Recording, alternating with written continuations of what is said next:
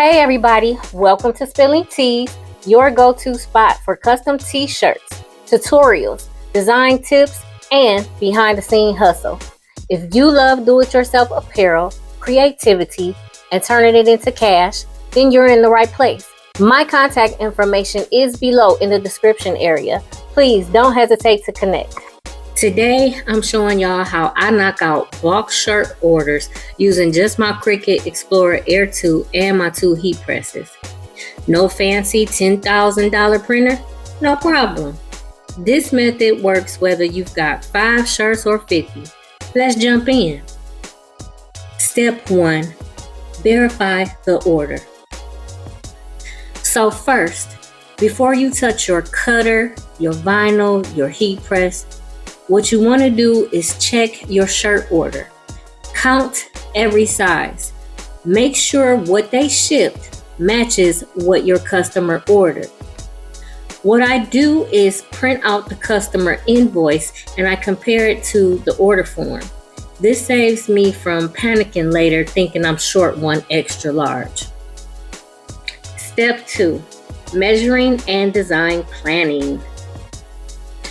Once I know my order is right, I lay out each size and figure out what size design will fit nicely on the front and or back.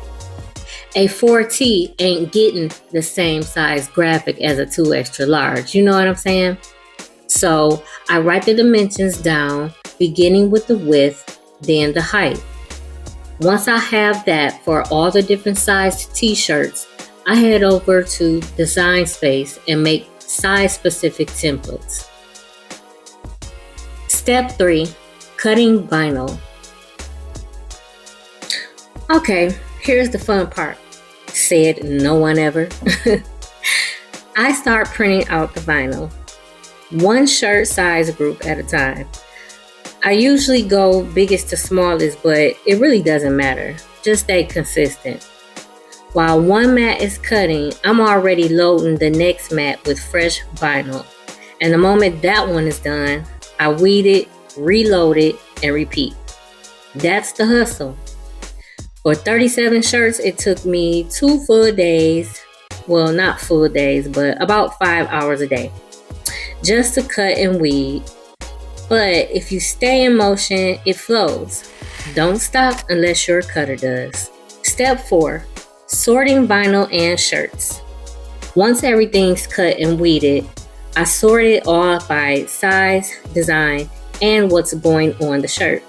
Some shirts in this order had names on the back, some didn't. You need a system or it's going to get messy. I make little piles and label each one. Trust me, your future self pressing the shirts will thank you. Step 5. Inside label pressing. First thing I press is the inside size label. I turn all the shirts inside out, then I press it on. This is the only time I'm going to turn them inside out. So I also do my sealer press now and peel the carrier while I'm at it. A sealer press is a 5-minute hold with your heat press and helps lock in the vinyl so it doesn't peel in the wash.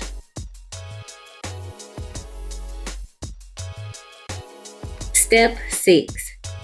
Back logo and names. Now I turn the shirts right side out again and knock out the back logos. Every shirt gets the logo, only some get a name. If there's a name, I do that last. I do this in batches by size and stack them up so I'm not jumping back and forth. Efficiency is key.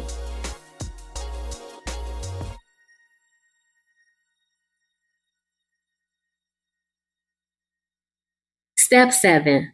Front design alignment. To make lining up the front design easier, I press a crease down the middle of each shirt.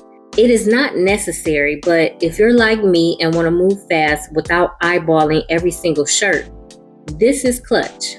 The crease helps to remove wrinkles, giving the shirt a more polished appearance and also aids in the removal of moisture. Step 8. Front design pressing. Now I hit all the shirts with their front designs. Still don't peel the carrier sheet yet. Just press, stack, and keep it moving. No distractions. I do all the shirts for one size, then move to the next size. Stay organized. Don't let your pile become a volcano. Step 9.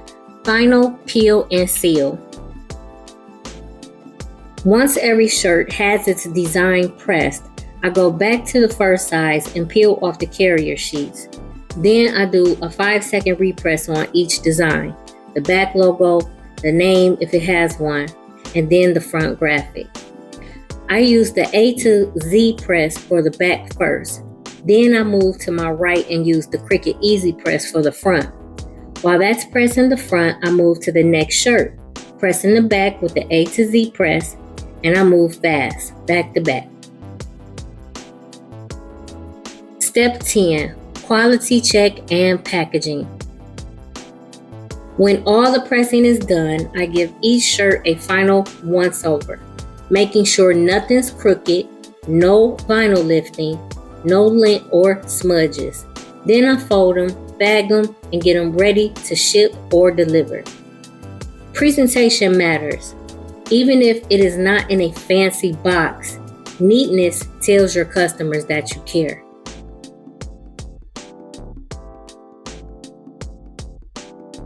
I've been thinking about investing in a commercial printer, but for now, space is tight and it wouldn't drastically change my workflow just yet. The truth is, DTF transfers would have made this job a whole lot easier and faster. For those who don't know, DTF stands for direct to film. You print your design on a special film, add adhesive, and heat press it right onto the garment. No weeding, no layering. It's super clean and faster. I haven't ordered any yet, but I'm actively looking for a solid company to merge with.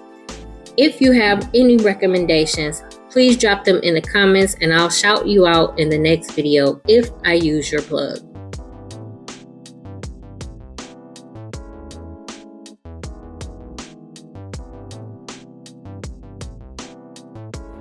So that's how I make bulk shirt orders. No commercial printer, just me, my Cricut, and some hustle. If you've ever been overwhelmed by a big order, don't trip. Create a system and stick to it. If you learned something new or you've got a better way to do it, share that below. Let's help each other grow. Hit that like button, comment with your favorite takeaway, and tap the bell if you want to catch my next drop. Thanks for tuning in. Much love. Let us feel your tears.